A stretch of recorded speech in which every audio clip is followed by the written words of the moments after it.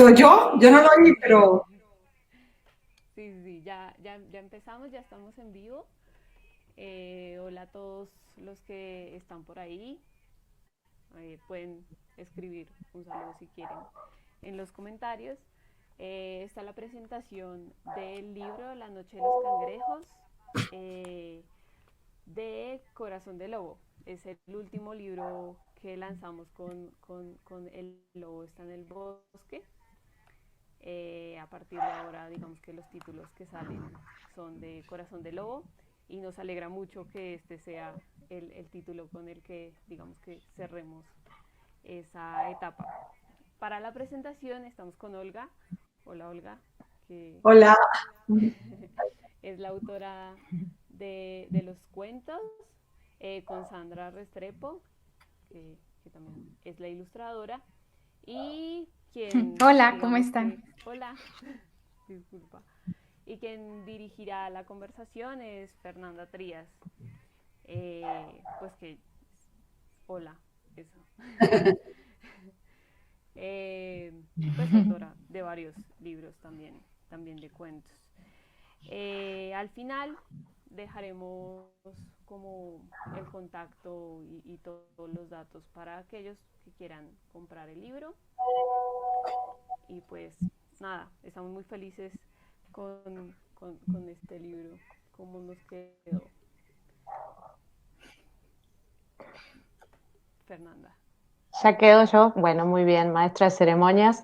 Hola a todas, hola a todos, los que nos están acompañando hoy en esta celebración, porque para mí siempre es una alegría que un libro nazca. Celebro también que sea de una autora, celebro que sea el primer libro de esta autora. Y también que haya salido en una editorial independiente, un libro objeto tan hermoso con las ilustraciones de Sandra Restrepo, que está aquí con nosotras hoy. Y entonces todo el libro es bellísimo, es un lujo y estoy muy contenta de que estemos acá, de alguna manera, haciendo el bautizo oficial de este libro, de esta criatura. Entonces, yo voy a empezar, seguramente ya las conocen, pero si no las conocen, si no son amigos de la autora y están conectándose, les voy a contar un poco de ambas, de la autora y de la ilustradora, que realmente son dos autoras, ¿no? Las dos son autoras del libro, ¿no? Pero mediante diferentes lenguajes.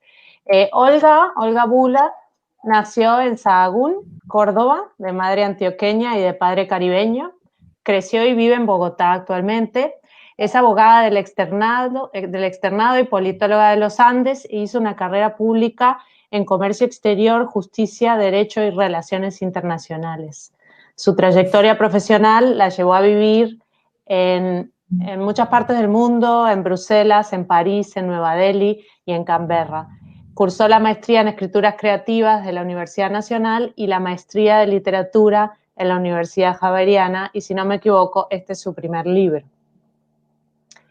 Y también nos acompaña Sandra Restrepo, que nació en Medellín, pero que ha vivido en Cali, en California, en Nueva York, en Bogotá y actualmente vive en Villa de Leyva.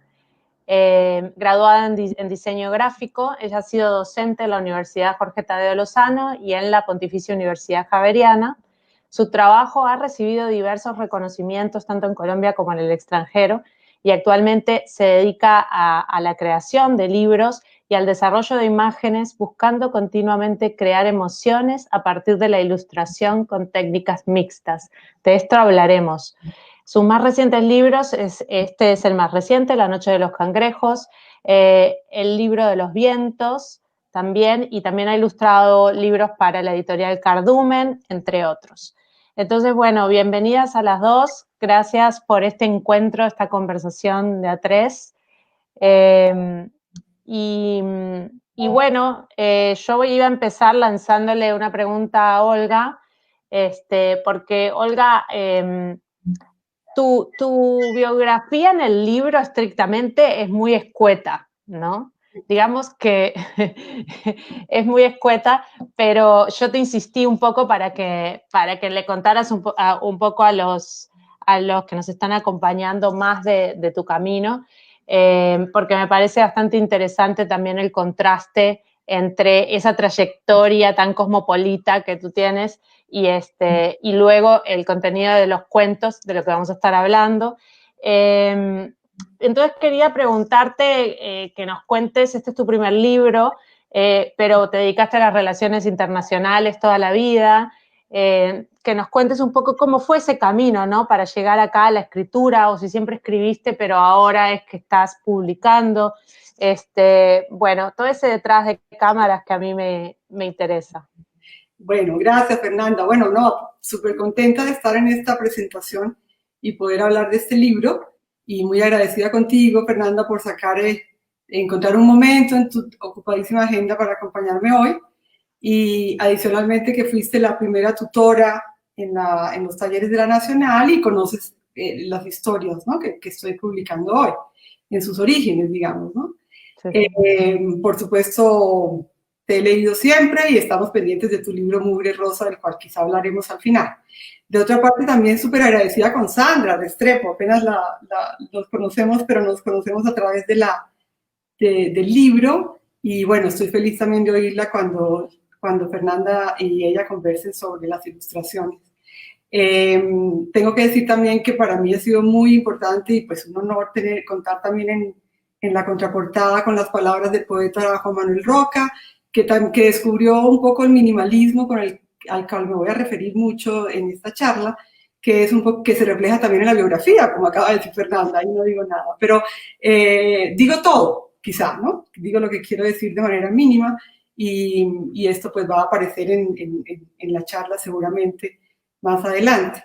Definitivamente agradecerles a todos los que me están oyendo, y no sé si vieron el video que acaban de pasar, pero pues muy emocionada de ser un video que hicieron mis hijos y a quienes les dedico el libro, entonces eso también hace parte de esta emoción de hoy.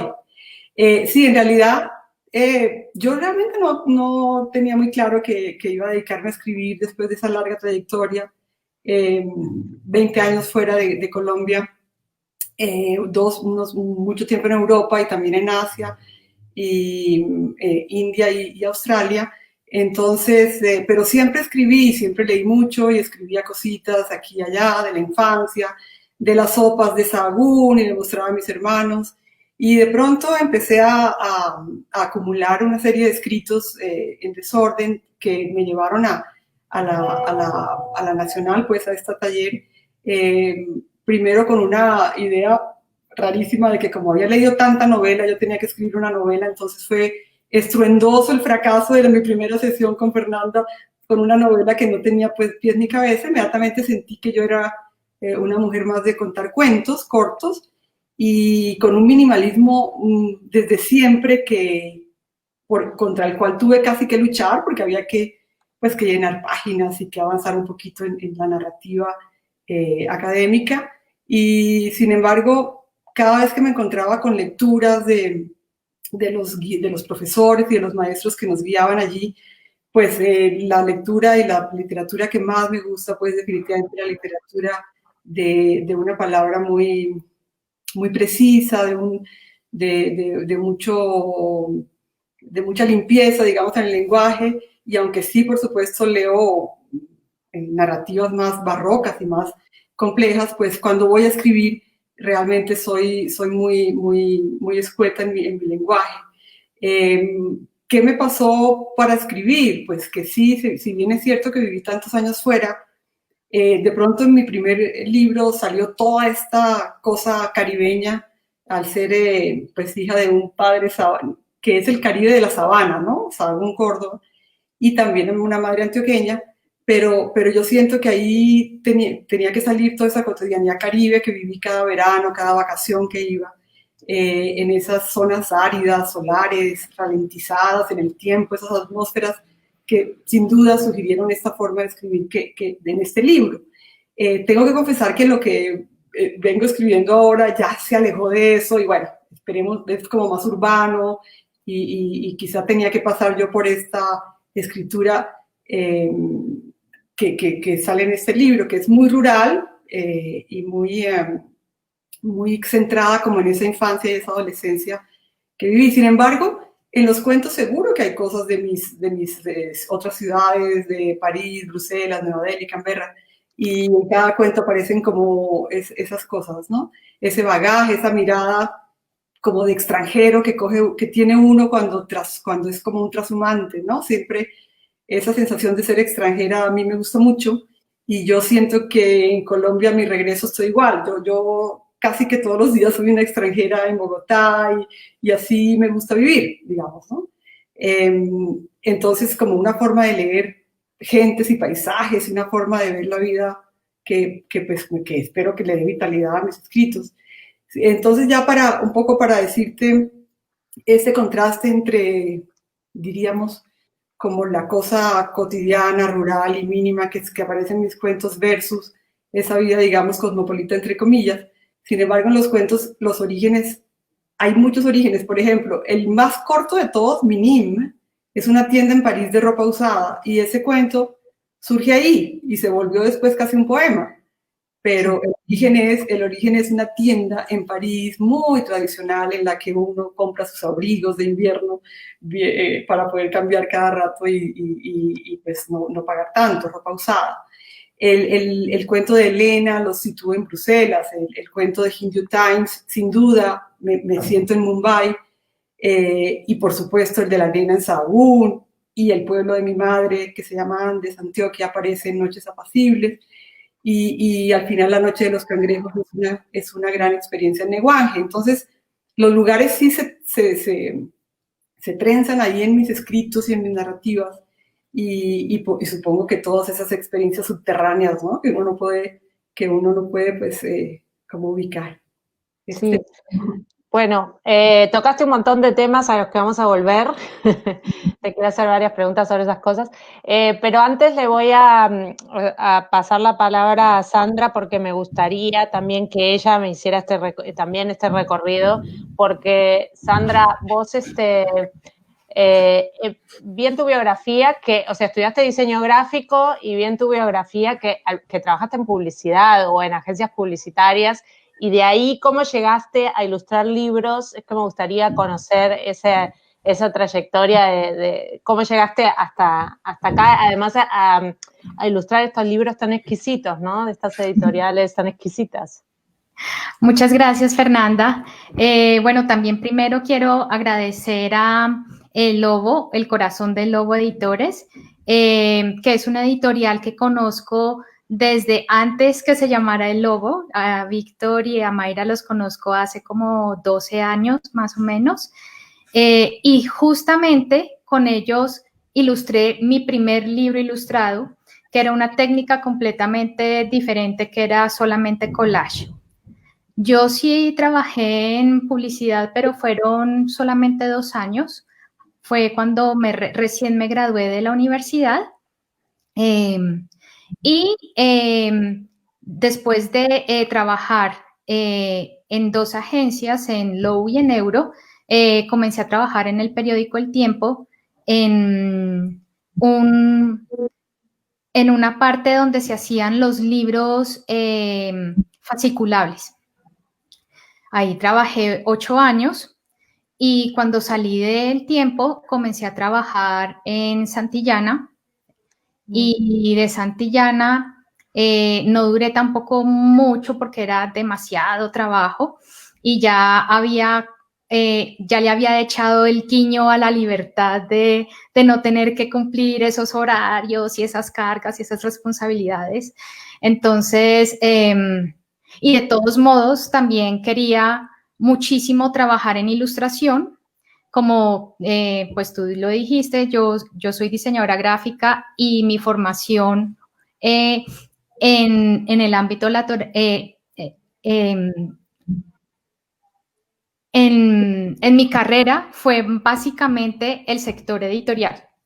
Entonces, siempre hice libros, pero generalmente lo que hice fue siempre diseñarlos, entrar en comités editoriales, hacer lluvia de ideas para títulos, para temas, para mirar cómo se mostraban los libros. Y bueno, esa fue como mi carrera por muchos años. Y sin embargo, todavía estaba en mi corazón como la ilustración, la ilustración, la ilustración. Y solamente pues le hacía como guiños a la ilustración, pero no me atrevía a dedicarme a la ilustración completamente. Había como un sustico muy en el fondo que no me dejaba como decidirme completamente. Y ese cambio lo tuve justo cuando vine a vivir aquí a Villa de Leyva, que fue hace 4 años. Entonces esa es más o menos la historia de por qué estoy aquí, cómo llegué aquí. Exacto. Yo te iba a preguntar también, porque también muy internacional y ahora no sé, te conectabas desde Villa de Leyva, pero viviste por muchos lados también y también tuviste ese recorrido. Olga, ya mencionaste que había llegado, que en un punto entraste a la maestría en escrituras creativas de la Universidad Nacional, donde yo era profesora en ese momento y nos tocó juntas en el taller, y venías con la idea de una novela o con muchas ideas para meter adentro de una novela y con algunas cosas que ya estaban escritas, etcétera. Y justamente, bueno, y luego, para los que no saben, que obviamente debe ser la mayoría, también estuvimos juntas en el taller de IDARTES, pero ¿era taller de cuento o de novela? Cuento. De cuento. O sea que ya habías pasado de novela hacia el taller de cuentos de IDARTES, ya ahí te habías graduado ya, seguías trabajando con algunos de estos materiales, porque recuerdo que seguías dándole vuelta a estos textos. Y luego de un tiempo que no supe de vos, y luego un día me sorprendiste con esta noticia, y cuando el libro me llegó, vi cómo los habías transformado a los relatos, de relatos largos a relatos muy breves. Entonces, eso me parece fantástico porque es parte del proceso, ¿no? O sea, todos los que escribimos nos ha pasado que ha mutado, pero tal vez esto es bastante radical, en particular tu caso. Entonces, como que quería preguntarte que nos contaras un poco más de esa mutación, de cómo el proyecto fue mutando, por qué y cómo llegaste, cómo fuiste de ahí hasta acá. Sí, es increíble. Mira, yo de verdad llegué a la Nacional, ese proyecto de novela duró un día, a los 8 días yo ya cambié, porque yo no tenía alma de novela, yo no tenía ni idea, sino que como siempre leí novela, y como la novela es como lo que se vende y como lo que se hace, entonces era una ignorancia total. Cuando decidí irme por los cuentos, mi lucha era llenarlos. El minimalismo era tal que no hubiera podido ni siquiera cumplir con el número de páginas que me exigía, digamos, el proyecto de la Nacional. Entonces, claro, aprendí maravillosamente en cómo contigo y con todos los demás maestros y tutores y compañeros, pues, ¿no? Cómo hacer esas descripciones, esas transiciones, en fin, todo lo que implica una maestría en escrituras creativas.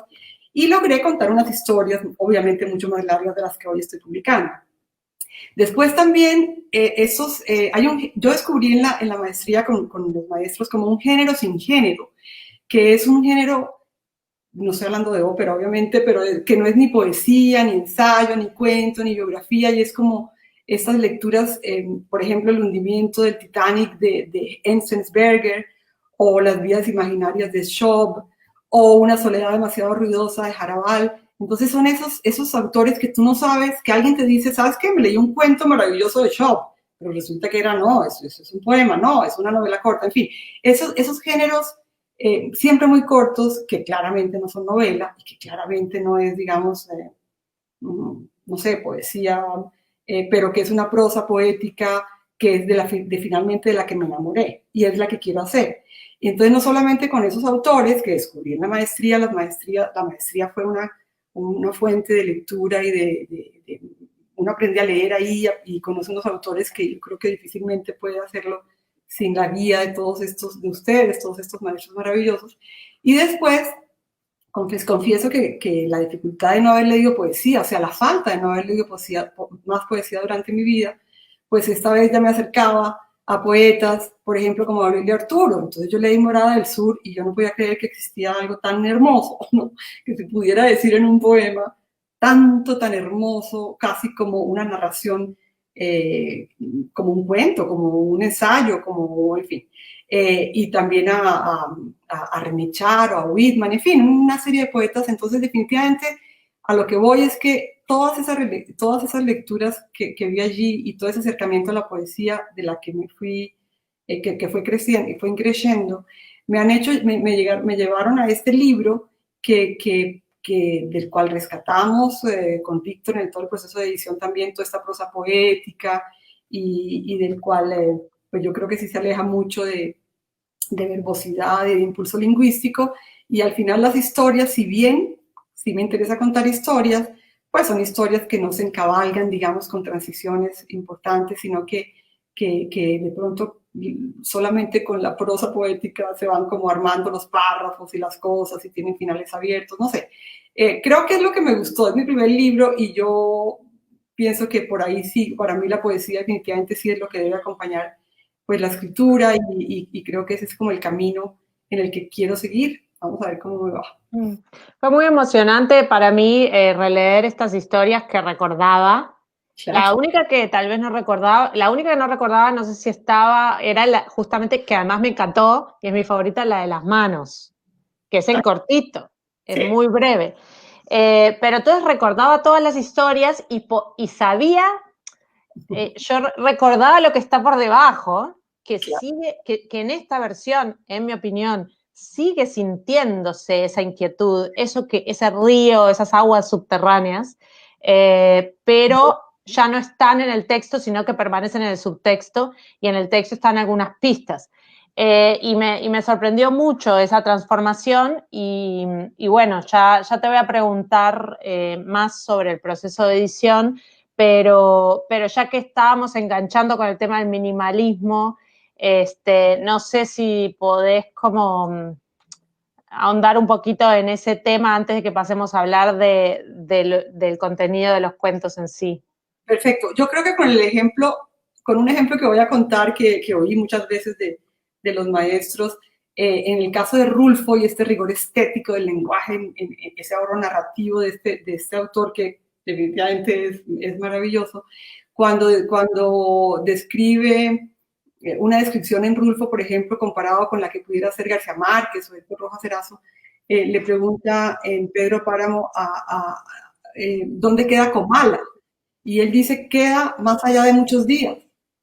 Punto. Esa respuesta en la lengua caribe, en estos escritores maravillosos, con tanto impulso lingüístico, pues sería posiblemente una larga respuesta con descripción de lugares, de paisajes, de gestos, de señas, en fin. Entonces, esa maestría en Rulfo, por ejemplo, en ese ejemplo concreto, es lo que me enamora y me enamoran muchos más. Esa es la escritura que más me acerca a lo que yo quiero escribir y, por supuesto, aprecio mucho también en el caso tuyo, por ejemplo, aprecio mucho esa maravillosa escritura artesanal, ¿no? Tú eres una artesana del lenguaje y de alguna forma, pues tus cuentos son más largos, y las novelas obviamente son novelas más largas, pero sí es un lenguaje muy preciso y definitivamente que se aparta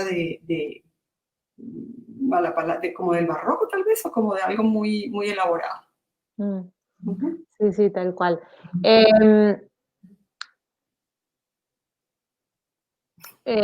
Bueno, a ver.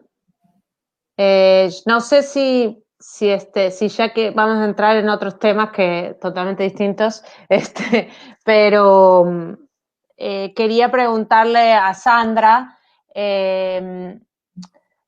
cómo fue eso, ¿no? ¿Cómo fue ese encuentro con estos textos mínimos, con estos relatos tan hiperbreves, ¿no? No sé cómo fue, me imagino que recibiste los textos y obviamente tenías toda la libertad del mundo para proponer la manera en que vos sintieras que tenía que ser ilustrado, pero me gustaría que nos compartieras eso y el encuentro y las sensaciones que te generó, que te llevó a hacer estas ilustraciones que ahora en un ratito vamos a mostrar acá algunas. Sí, a mí me llegó un documento en PDF de todos los cuentos y bueno, el primer cuento que yo leí no fue el cuento que tiene el nombre del título del libro, sino Amazona, que es el cuento de una niña. Y bueno, comencé a leer cuento por cuento y encontré un hilo conductor en todos y es esa sensación que se tiene un poco en la historia de las mujeres donde no tienen su vida propia y son vistas como si fueran unas muñecas. Entonces fue ahí cuando yo dije, voy a hacer estas ilustraciones como si fueran, o sea, voy a centrarme en los personajes de cada cuento y voy a hacer unas muñecas. Y para que tuviera esa sensación de muñeca, no quería ilustrar una muñeca, sino quería que el rostro fuera más cercano al realismo, sin ser realista, y utilizar elementos gráficos como en el origami, que daba la sensación de un objeto, ¿no? Entonces, este fue el resultado, o sea, me gustaron muchísimo los cuentos y especialmente el primero que leí y esa sensación y ese resultado gráfico al que llegué, no tuve que darle muchas vueltas, yo simplemente hice la primera ilustración Amazona, se la envié a Víctor, que era el editor, y me dijo, listo, sigamos por este camino y así fue. Está buenísimo, me encantaron las muñecas, el origami, que sí reconocí, que también me parecía que dialogaba súper bien con esa cosa internacional que había por momentos, ¿no? Que hay en algunos cuentos. Y ya que mencionaste a las mujeres, que obviamente es central en el cuento, en el libro, perdón, estas protagonistas, ¿no? Pero sí, tal cual mencionaba, yo también tuve esta sensación, Olga, de mujeres que llegan a un punto de desesperación, ¿no? A tomar a veces decisiones límites. Y también mujeres, bueno, mujeres que están escindidas de su deseo, o sea, que no pueden acceder a su deseo y viven unas vidas que son otras, ¿no? Entonces, y hay mucho de eso, de protagonistas mujeres, mucha violencia también hacia esos cuerpos. Y bueno, quería preguntarte sobre eso, si nos podías hablar, ese interés como de dónde nace y todo eso. Sí, yo creo que sigo todavía en esa cosa caribeña, pero obviamente atravesada pues por mi vida, pues, ¿no? Y por mis viajes y demás. Pero quise escribir sobre mujeres sin querer hacer como un feminismo puro en el sentido de confrontarlo con el mundo patriarcal, pero obviamente es inevitable. Entonces, yo creo que es esa referencia a la cultura de las mujeres de mi región, de esa Sabana, ¿no? De ese Macondo, de esa Córdoba, de ese mundo en el que nací y al que durante mis vacaciones en toda la adolescencia fui, donde son mujeres siempre como muy afirmativas y valientes, pero con una tristeza atávica impresionante. Y que yo creo que sí, obviamente tiene que ver con el orden patriarcal. Pero obviamente no quiero hacer sociologismo, como tampoco quiero hacer costumbrismo cuando hablo del mundo rural. Sin embargo, el tema de la mujer pues tal vez lo atraviesan lecturas de muchos otros órdenes, como Madame Bovary, como La tejedora de coronas, que es una tesis que hice en la Javeriana, de Genoveva Alcocer, esta mujer ficción, este personaje que crea Germán Espinosa en su novela para mostrar una mujer, eso obviamente me salgo del tema en Cartagena, siglo XVIII, una mujer que se vuelve un sujeto moderno y choca contra toda esta cosa tan atrasada en ese siglo en Cartagena. Pero y también las mujeres de García Márquez. Yo creo que esas mujeres sin duda podrían estar también ahí atravesando los perfiles de las mías, ¿no? Amarantas, Cándidas Heréndiras, o sea, esa cosa de la mujer que es una Cándida Heréndira lánguida y mansa, ¿no? Una Amaranta que parece fuerte, pero que tienen muchos miedos para enfrentar su vida. Y en últimas, al final yo siento que son mujeres muy fuertes y que finalmente la cosa patriarcal lo que hace es develar unos hombres que aparentemente son fuertes, pero que finalmente la fuerza es la de la mujer. No sé, el tema del feminismo, pero sin querer hacerlo, sin duda, Sí. atraviesa Yo sí siento que sí son mujeres que están atrapadas en sus circunstancias, digamos así, y que en varios de los cuentos toman las decisiones desde esa desesperación que se va acumulando en el tiempo, unas decisiones que pueden ser tremendas, ¿no? No voy a hacer spoiler de nada, pero Sandra sabe a qué me refiero, ¿no? Pensando también en Amazona, que fue ese cuento que a ella le gustó tanto. También me pareció que aparece bastante el tema de la religión y de la doble moral, ¿no?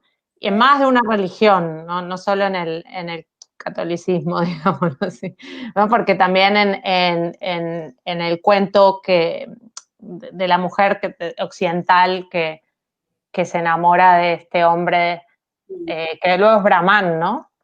Que es este hombre de clase alta, de la India, etcétera, también ahí aparece una cosa de la doble moral que me parece, o sea, siempre hay un tono crítico, pero sin que se sienta exagerado, ¿no? En su denuncia, sin embargo, se siente una crítica a varias cosas, a varias instituciones y a varias situaciones del mundo actual. No son cuentos urbanos, ¿no? No son cuentos muy urbanos en la mayoría, y también a veces siento como que esa violencia que se ejerce contra las mujeres también tiene mucho que ver con ese mundo rural, ¿no? Con ciertas tradiciones anquilosadas, no sé, digamos, si bien está el cuento el cuento de Hindu Times sí ocurre en la ciudad, me dio la sensación de que tenías un interés mucho más rural que urbano. No sé si nos querés hablar de eso.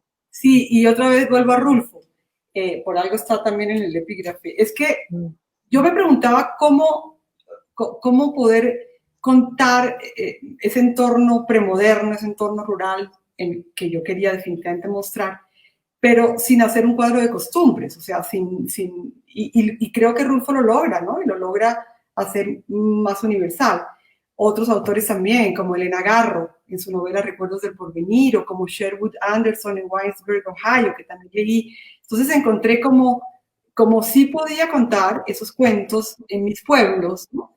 En mis pueblos en antioqueños, el llano, la costa, la sabana, sin entrar en costumbrismo espero, que eso no quería. Obviamente, al final, sin querer, encontré como que este libro pareciera como que tuviera como tres ismos importantes, ¿no? No feminismo, no costumbrismo y no sociologismo. Obviamente que eso surge ahora en estos últimos días que decidí cómo contar lo que yo había escrito.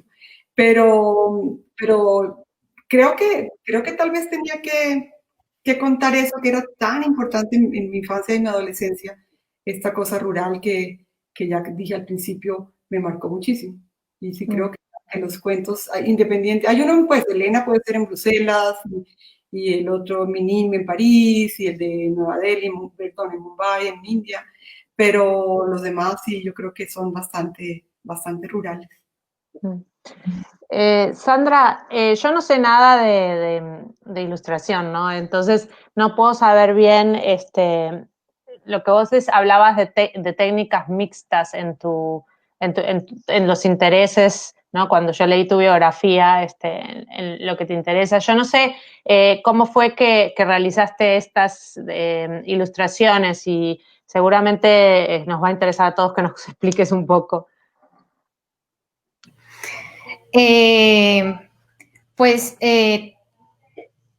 Cuando yo era diseñadora, hacía mucho collage. Bueno, de hecho, siempre hice collage desde muy chiquita. O sea, cuando entrevistan a los ilustradores, siempre es típico que dicen, no, yo dibujaba desde que tenía 3 años, ¿no?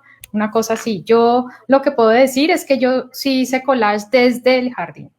Recuerdo recortar y pegar, recortar y pegar. Y el diseño gráfico facilita ese tipo de comunicación visual, ¿no? Porque es una mezcla de manejar imágenes y tipografía o formas geométricas o todos los recursos al mismo tiempo. Con la ilustración, yo empecé estudiando pintura y después pasé al dibujo y hubo un sentimiento en el que yo decía, hay algo que me hace falta de todos estos años de mi vida que he hecho collage que no participan dentro de la pintura y del dibujo. Entonces fue así como comencé a mezclar el dibujo con el collage. Y el collage podría ser elementos de imágenes de otros tiempos recortadas, ya sea a mano o digital, pero en este caso particular del libro, lo que hice fue pues hacer estos vestidos de origami. Entonces, bueno, como la idea era hacer las muñecas, entonces tenía que pensar, porque yo no soy una persona que pues haya estudiado origami ni hago origami, ¿no? Entonces fue una investigación que me tocó hacer de origami en particular y en particular vestidos y pues los vestidos generalmente uno encuentra como 3 patrones de vestidos y ya, no más, ¿no? Y eran muchas más muñecas. Entonces, claro, tenía que comenzar a mezclar diferentes dobleces que llevaban a otras diferentes formas y mezclarlos y fue algo así como una composición, como si fuera una pequeña diseñadora de modas haciendo un chal o un vestido de determinada manera, ¿no? Y bueno, y con eso comencé a mezclarlo con el dibujo en lápiz. Bueno. Una cosa que también hice una asociación que no sé si tiene que ver, pero yo la hice evidentemente entre estas digamos, estas mujeres que en muchos cuentos hay como una violencia contra ellas y estas muñecas que a veces parecía como pedacitos de cuerpos, ¿no? De cuerpos desmembrados, porque está como una pierna para un lado así y otra así, y el vestido de pronto es muy grande para el tamaño de las piernitas. Entonces, yo hice esa, o sea, obviamente, si bien estaba como, me encantaron las muñecas, también había algo con lo que yo asociaba que era como si hubiera un desmembramiento de mujeres, ¿no? Que al final la muñeca, una de niña las rompía, ¿no? Pues yo en particular tenía muchas muñecas de papel y bueno, a mí también eso me gustó particularmente porque yo adoraba las muñecas de papel, ¿no? Entonces yo no sé si en Colombia las muñecas de papel fueron algo en alguna época, pero ahí va, entonces fue una cosa de una época, pero a mí me fascinaban las muñecas de papel, sí. Pero las partes de las muñecas no las pensé en esos términos de descuartización, sino como el objeto en sí, como una mujer objeto, como Claro. una mujer que no es dueña de sí, sino que es una cosa. Claro, sí. Muy bueno, muchas gracias. Olga, te hago una última pregunta y después pasamos a preguntas de quienes nos acompañan, si quieren preguntar algo. Mencionaste el trabajo con tu editor, con Víctor. No sé cómo se dio ese encuentro y cómo, vos me comentaste en algún momento que Víctor tuvo un papel ahí como deberían tenerlo los editores, en el recorte, ¿no? Ujú. En recortar y en quitar, más que en agregar, me da la impresión. Y quería que nos contaras un poco cómo fue el proceso de trabajar con un editor y todo eso. Sí, bueno, sí. Yo me encuentro a Víctor y después a Mayra en El Lobo está en el Bosque, que es una librería muy linda. Ellos tienen talleres, editan y, bueno, hacen una cantidad de actividades.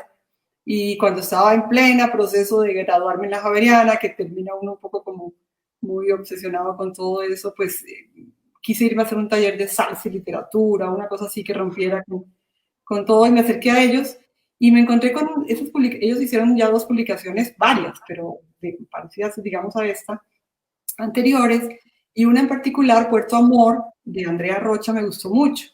Entonces, cualquier día dije que sería bueno que Víctor leyera estos cuentos míos, y bueno, la suerte que le gustaron, y entramos y coincidimos los dos, obviamente, en ir por este camino como de decantar, digamos, la prosa que sobraba, de sacar lo poético de los cuentos, y llegamos a esta versión, pues, tan minimalista que hemos dicho todo el tiempo desde que iniciamos esta charla, y contentos como de seguir en eso. Víctor es un gran editor, yo estoy muy agradecida con él, con Mayra, con la editorial, y creo que podemos seguir haciendo cosas. Yo también los invito a que conozcan las otras obras que ellos han publicado. Y es una editorial independiente, como tú dices, Fernanda, a las que uno pues finalmente tiene acceso cuando no, pues, no puede publicar, o cuando empieza solamente a publicar. Y en ese sentido, pues el proceso fue muy amable, muy rico. Yo entiendo que los procesos editoriales a veces son complejos. En este caso fue muy, muy enriquecedor, y creo que los dos quedamos muy contentos. Uh-huh. ¿Y siempre estuvieron de acuerdo? Casi siempre. Bueno, sí, no, yo, me parece interesante porque siento que necesitamos ese tipo de editores, ¿no? O sea, sí, yo sí creo completamente en que hacer un libro desde el escritor que primero hace sus borradores, etcétera, hasta el final, es algo, es un trabajo colectivo. Se necesitan muchas personas que están haciendo su parte y que están poniendo su saber para que un libro nazca. Por eso me parece tan hermoso. Y yo siempre he entendido la escritura como un proceso colectivo. Por eso justamente es que sí creo en los talleres y en estas instancias como puede ser la de la maestría, donde nos conocimos.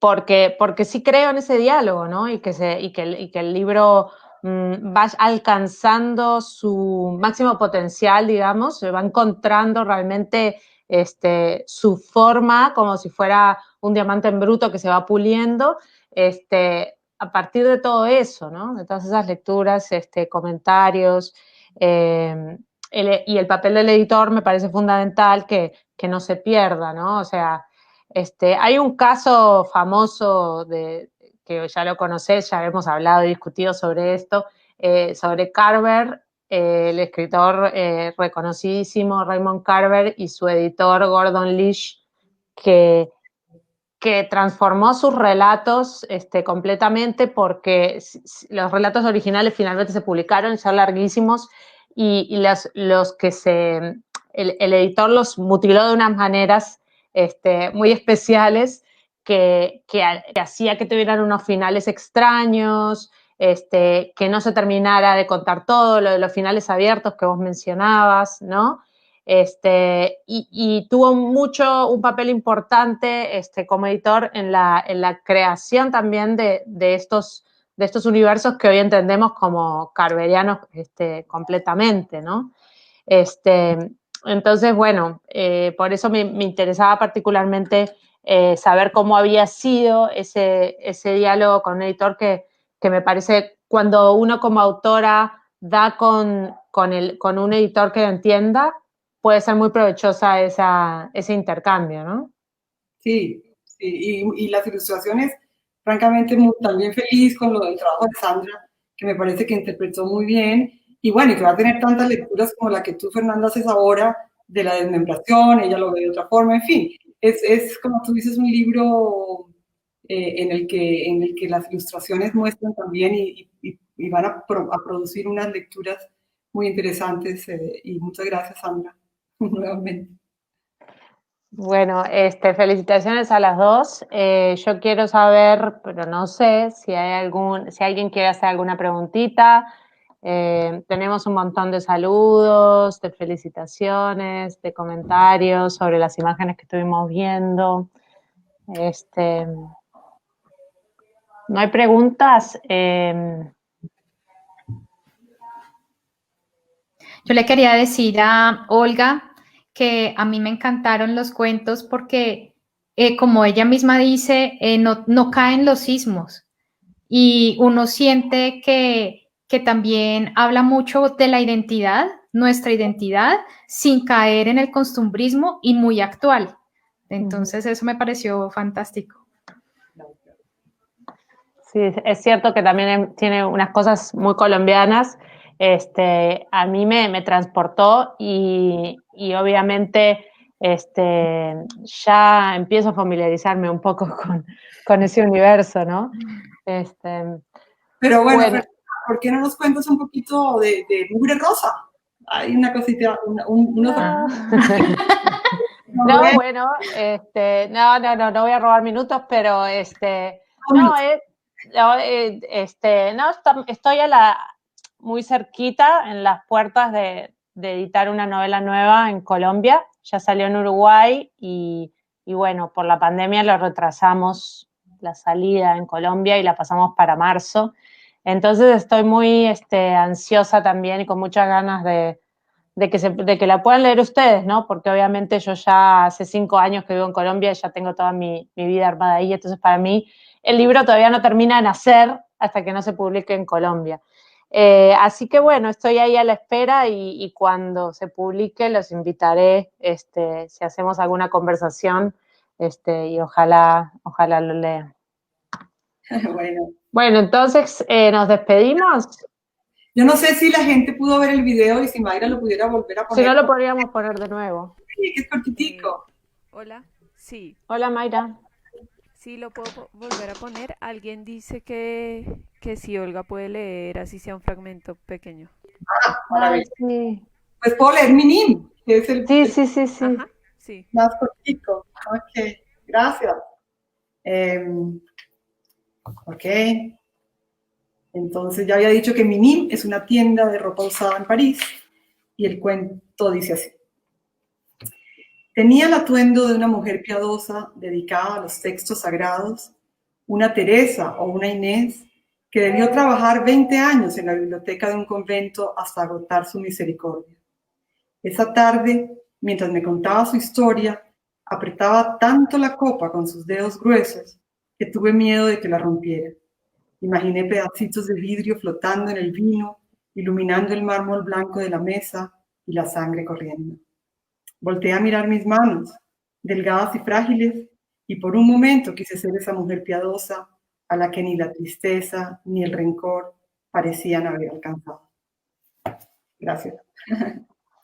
Y aquí hay una pregunta de Diana que dice: yo quisiera saber cómo Olguita logra que cosas tan simples, pacientes y humildes como una piedra logre ser un ser en su poesía. He tenido la oportunidad de leer su poesía y es ejemplar. Quisiera saber cuál es su estrategia para abordar las cosas sencillas. Ah, Diana tan querida, no, es que claro, yo me atreví, o me estoy atreviendo a hacer poesía, una prosa poética. He querido hacer más cuentos y me resultan en relatos nuevamente de 2 páginas, pero muy poéticos. Y con Diana tal vez sí hemos hecho cositas juntas con piedras, con calles, con espejos. Y bueno, no sé, Diana, ojalá pueda seguir así, diciendo cosas sencillas. Ojalá pueda. Gracias por tu comentario. Vuelven a pedir que leas un poco y yo personalmente quisiera como pues que leyéramos como el comienzo del libro del cuento que le da el título al libro, ¿no? De La noche de los cangrejos, justamente. Ah, un primer parrafito de ese libro, de ese cuento. De ese cuento, sí. Bueno. Dice, una colcha de caparazones amarillos, rojos y anaranjados avanzaba sinuosa hacia nosotros. Llovían cangrejos, bajaban de la montaña. Rita llevaba años con una enfermedad que de a poco la consumía. Usaba bastón, movía con majestad ese palo de mando con empuñadura de olivo. Le daba un aire de cacica que había recorrido el mundo, brillante, de una ternura infinita. El padecimiento, por lo menos el físico, no la frenaba para hacer lo que le viniera en gana. Las penas, las del espíritu, sí le enredaban la existencia. Mucho tuvieron que ver sus amores, historias apasionadas con hombres de ojos oscuros e inteligentes. Primer párrafo de La noche de los cangrejos. Yo nunca me olvidé de esos cangrejos. Y de hecho voy a contar acá una primicia, y es que en la novela Nueva Mugre Rosa hago un pequeño guiño a tus cangrejos. Te lo dejo ahí, no te cuento más nada, pero enseguida te vas a dar cuenta, y además muy al comienzo, de estos cangrejos que inundan la playa. Me quedó la imagen grabada, impresionante, muy, no sé, me pareció muy inquietante la imagen de tantos cangrejos moviéndose así. Bueno, en tu caso, con lo del olor de la carne, eso también me impresionó. Gracias, maravilloso. Voy a buscar ese guiño. Bueno. Bueno, entonces ahora sí nos despedimos, agradeciendo a todos los que nos han estado acompañando y comentando, que bueno saber que están ahí. Y nada, agradecerles otra vez, Sandra, Olga, Mayra, todos. Víctor también anda por ahí, por hacer posible esta charla y por hacer posible este libro, obviamente, principalmente. Bueno, muchísimas gracias a todos que nos acompañaron, a Víctor, a Mayra, a tía Fernanda, a Sandra, a todos los que realmente están apoyándome y apoyándonos en este proyecto. Muchas gracias. Sí, muchas gracias a todos y me encantó conocerlas a las dos. Lo mismo digo. Bueno, sí. Ay, el video, ¿no? Podríamos cerrar con el videíto otra vez para los que llegaron tarde. Buenísimo.